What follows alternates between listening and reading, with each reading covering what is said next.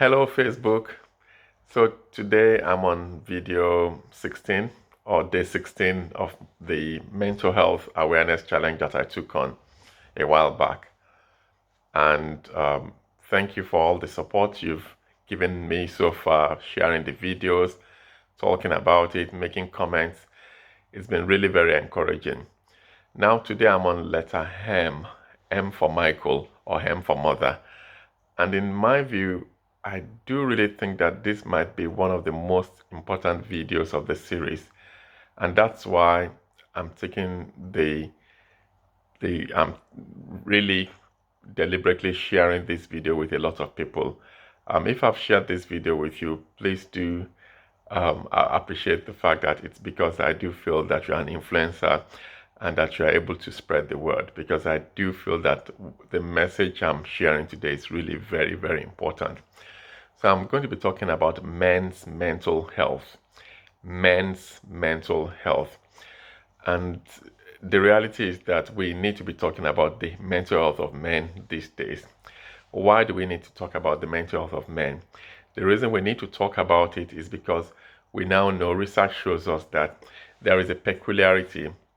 There are certain things that are unique about the mental health of men, particularly middle-aged men. And I would like to share some details today. I would like to share some statistics just to let you know how important this is.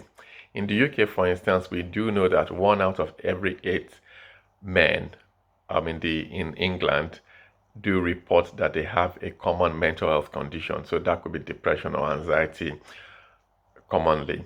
However, we also do know that 1 out of 3 men in the United Kingdom say that they've experienced suicidal ideas. 1 out of 3 men, that's about 33%. We know that 2 out of 3 men have said that in the past year that they've been so overwhelmed and so stressed that they felt that they are not able to cope. However, what's now interesting about all these figures is that only 1 out of every 4, 25% of men, only 25% of men feel that they are able to talk to a friend or family member about their mental health distress. And that's where the crux of the matter is. That's exactly what the issue is with the mental health of our men. And I talk as a member of that community tonight or this afternoon or whenever you are looking at me or whenever you are seeing this video. I'm actually one of those that I'm speaking to. So I'm speaking as a member of that community to other members of the community. I'm one of you. And that's why it's important for me to get this message out, because I can relate to the experiences of my other men out there. So, and the consequence of all these figures that I've shared with you is that 75% of those who die by suicide in the UK are men. So in 2017, there were 5,821 people who died by suicide. 75% of those figures were men. So it's very important that we really pay attention to the mental health of our men. We also do know that, sadly, that the greatest killer, the largest killer, the most potent killer of men who are under the age of 40, and some people, some research actually shows that men who are under the age of 50 is suicide. And even more concerning is also that even there's another figure that shows that it's also the largest killer. Suicide is also the largest killer of young people between the age of 16 and 25. So these are figures that really caution us and call us to really pay attention to the mental health of our men. So who are the men? Why do men, for instance, have difficulty with mental health, and what's the peculiarity about the difficulty that men have with mental health? It boils down to the traditional societal values of what we call who we call a man. Traditionally, men have been delegated a role by society that means that we need to be stoic, we need to have strength, we need to have dominance, and we need to be in control. And what the research actually shows that traditional value of society that has been thrust on men is actually detrimental to the mental health. I want to be balanced there. I'm not saying that I believe that men should be men in our roles. I believe that we should be men in our families. I believe that we should be breadwinners. I believe that we should stand as pillars in society. But I also do believe that those roles can actually be crippling. They can be crumbling. They can be overwhelming if we don't support each other. And I think that's where the crux of the matter is. So what the research actually shows is that when those men who go with those traditional values of dominance, of control, that men have to be alpha males, that it actually has a detrimental effect on mental health, in terms of the fact that those men are less likely to recognize the symptoms of mental health problems in themselves. So they are less likely to recognize that they have mental health difficulties. And not only so, they're also less likely to seek help because of those mental health problems. So that's one of the peculiarities about the challenges of mental health with men. The other thing we do also know about the mental health with men is that men are less likely to turn to healthy coping skills. So men are more likely to use alcohol, to use illicit drugs, to use or prescribed drugs, and also to use unhealthy coping skills such as gambling, or even indiscriminate sexual activities, or just buying toys to try and deal with deep-rooted mental health problems. So these are things that are peculiar to men, and that's one of the reasons why I'm doing this video tonight and really concentrating on the mental health of men. So the question is, what can we do? I think it boils down to really looking out for each other, and that throws another spanner in the works, because I don't know what your thoughts are on this, and I'm quite keen to hear from you men out there, middle-aged men like myself, who are out there listening to this video, or even the spouses of men, or the daughters or sons of men who are listening to this video, or their friends. The reality is that men will find it very easy to talk about politics, to talk about Man U, to talk about football, to talk about Liverpool, to talk about Arsenal, to talk about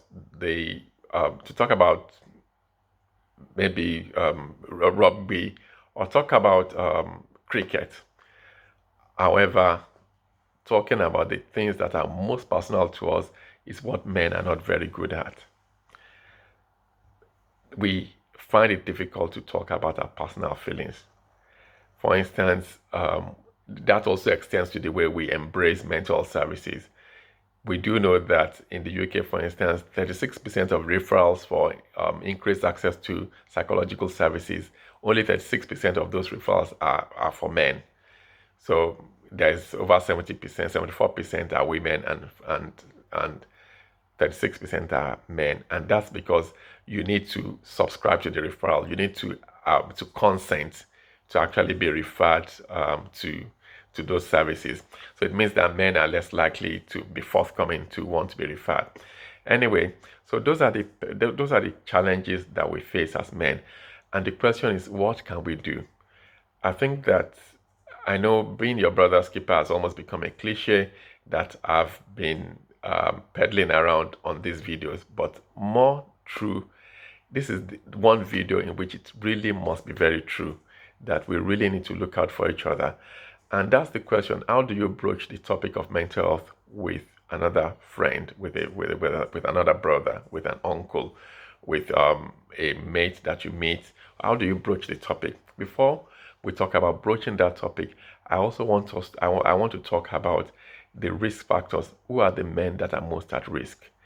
Now, statistics shows us that the men that are most at risk of dying by suicide, because we now know that suicide is worse. I mean, the higher proportion of people who take their lives by suicide are men. Who are those who are most at risk in the male population? We've got gay men are quite at risk. We've got veterans. War veterans are a high risk group. We also have men from the Black, Asian minority ethnic groups. And then we also have low-income earners who are men. And of all these, another group that stands out very prominently as a high-risk group are middle-aged men. And when we say middle-aged, I'm talking about men who are from the age of 35 up to 55. That's also a very, very high-risk group of men who are at risk of suicide. And there are so many things that may play a role in that. However, so how do you then begin to look out for each other? How do you start that sometimes very difficult conversation? Are you okay? Are you okay? Because that's where it starts from. That's the very important conversation that we need to be having with ourselves. Are you okay, brother? Are you okay? Now, there are certain resources that are out there, and particularly I would like to identify tonight, name tonight, two resources that are particularly devoted to the mental health of men. There is Calm, which is Campaign Against Living Miserably. That's calm as in being calm, being calm, being relaxed. CALM, Campaign Against Living Miserably. And the number for Calm is 0800 585858. That's 0800 585858. Calm are an organization. They have web chats, and they do also have helplines for men, particularly who are having mental distress. And they run they run their services between 5 p.m. and 8 a.m. every morning, and it's a 365-day service. So that's something to consider. If you're really at a brink and you need somebody to speak to, Calm is a very good place to go, particularly for men, because it's a service for men, and they also run a web chat as well. Now, in terms of maybe you are a man who is thinking about how do I broach the topic of are you okay with another man, there's also a very good website that actually, it's a very interactive website. It actually talks you through the process of having a chat with another man about their mental well-being. And it's www.ruok.org.au. That's www.ruok, as in ruok.org.au. It's an Australian website. It's an excellent website, and it gives you a blow-by-blow account of actually talking to other men about their mental health. Now, from my personal experience, I would like to share a few thoughts. Like I said, I'm not coming as a professional here. I'm actually coming as a member of the male community, of the male middle-aged, and particularly BAME community in this instance. There are certain things that are more likely to help you to get results if you are talking to a man about their mental health. And I've broken them down into 6 principles. The first one is privacy. It's very important that you find a very private place and a private time to be able to engage that man. Men, as you know, we can be very guarded and very sensitive, and we can be very careful about what we talk about and where we talk about it. So it's very important that you find a private place and a private time, even if it means sending them a text or sending them an email or arranging with them at a place where you are going to have undivided attention. Your own attention and their own attention will be undivided, and more importantly, there will be no third party who is likely to stumble on you and who is likely to compromise the atmosphere to such a point in which the person you want to speak to is not going to open up. So that's privacy. The other one is parity. Privacy and then parity. Parity is about the fact that you are talking to this other man not from a superior point of view. You are coming as another peer. You are saying, look, brother, uncle, mate, we are in this together. We are fellows in the same ship. There's nothing superior about me. It's just that today I'm the one who is on this side of the table. Tomorrow it could be you on on the other side of the table. Basically, you are saying, I feel your pain, and I could as well be going through the same pain. There's nothing special about me. It's just that on this occasion, I'm the one on this side of the table. Parity is very important. Another man doesn't want to listen to a man who is telling him how to run his life. That's the way males are. That's the way we are built. That's the way we've been. And that's a good thing, because the God has built us that way. So we don't want to be, we don't want another man telling us how to run our lives. The other one is reciprocity. In terms of reciprocity, I mean being reciprocal.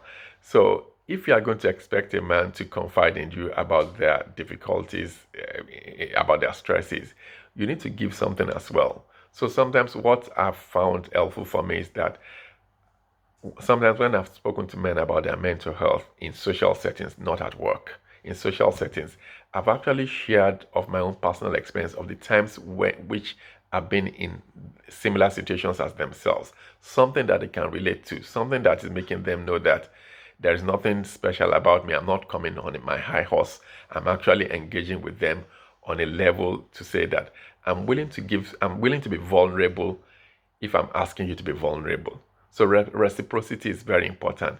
Being able to give something of your own personal experience, being able to lay something on the table before you expect the other person to lay something on the table as well. And then celebration. Celebration, every man has something that we can celebrate in them. Every man has something to offer. And having looked, you know that person well enough to be able to know that there's something that they are doing well in their lives.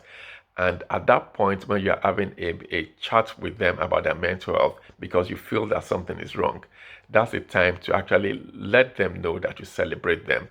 You don't think they're a weakling. You don't think that they've lost the plot. You don't think they're not pulling themselves together. But you can identify something in their lives that you can celebrate and feed that back to them. Every man needs to be a hero. Every man needs to be told that they are doing something nice, that they are winning at some part of their lives. And that's the time when they need to hear it. The other point is appreciation. Usually, if I have a chat with men in that regard, in terms of appreciation, is usually to appreciate the fact that they've dedicated time to speak to me, because it's not automatic that I invite a friend to maybe to have a coffee or to have a meal together because I want to speak to them about my concerns about their mental health. It's not automatic that they're going to grant me that time. It's not automatic that they're going to grant me that access. So when they grant me that access, I want them to know that I really appreciate them. I really appreciate the fact that they've given me time to speak with them. And the final thing, the final principle I think is very important is confidentiality. I need to be assuring them that your secrets are safe with me.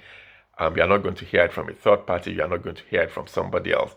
Of course, sometimes the only reason why confidentiality needs to be broken is if their life is at risk or the life of others is at risk. And I hope that that conversation is really taking place long before that happens. Obviously, if somebody is confiding about suicidal plans and you really think that it's out of your remit, then you might need to be getting them help. And it's always good to let them know that this is beyond what you can keep confidential, because you now need to intervene and you need to do something to make sure that they don't end up taking their lives. And of course, out of all this, a very underpinning principle is the underpinning principle of being authentic, bringing yourself to the table, just bringing who you are, a kind, compassionate, caring, empathic person that you are. That's what the other man needs to know. That's what needs to shine through, even as you have these very difficult conversations. And so I want to end on this note. I know it's been a long video. I didn't intend it to be so, but I do hope you found this really helpful. And I want to ask a big ask of you, and that's please do share these videos. I've never really asked anyone to share any of these videos, but this is one that I'm really, really very enthusiastic that I'm really very keen that you share, because I do believe that the message that is out there that I'm sharing might just be a lifesaver to somebody. I'm hoping that it will help somebody, to equip somebody to be able to navigate that difficult terrain of discussing mental health with another friend, with another colleague, with another male person, with another brother or another uncle. So I'm really encouraging you, and I've also taken the liberty to share with the men in my life that are friends, that are colleagues, people that are influencers that I know can really pass this message across, and people particularly that I know are interested in the mental health of other men. So if I've shared this video with you, please don't take it as an insult or that I've taken liberties.